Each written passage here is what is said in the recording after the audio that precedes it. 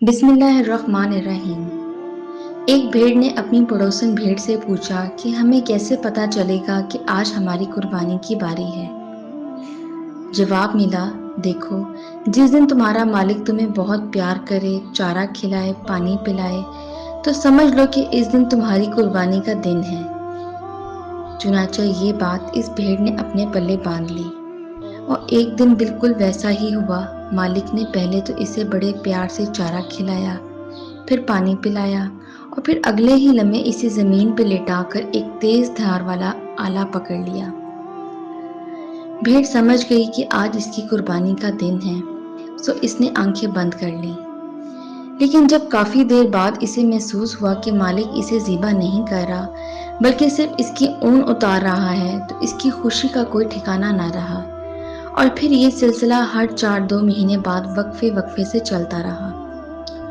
और अब तो भेड़ को भी यकीन हो गया था कि मालिक इसे कभी भी कुर्बान नहीं करेगा और जब भी इसे लिटाएगा तो सिर्फ इसकी ऊन ही उतारेगा।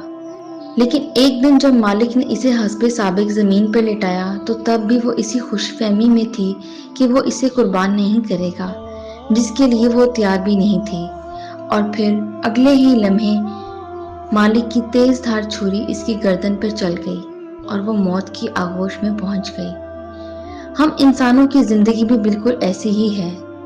हम भी जब पहली बार किसी बीमारी या मुसीबत से दो चार होते हैं, तो यही सोचते हैं कि अब तो मौत आई कि आई।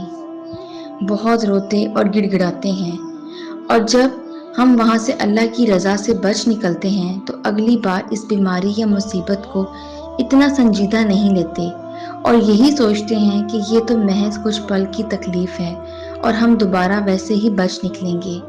लेकिन फिर किस दिन अचानक वो बीमारी या मुसीबत हमारे लिए मौत का अंधिया लेकर आती है, हमें पता भी नहीं चलता, जिसके लिए ना तो हमने कोई तैयारी की होती है और ना ही हमें कोई उम्मीद होती है। ऐसी नेगानी मौत की बहुत सी मिसालें हैं, हम रोज़ाना सुनते और देखते हैं।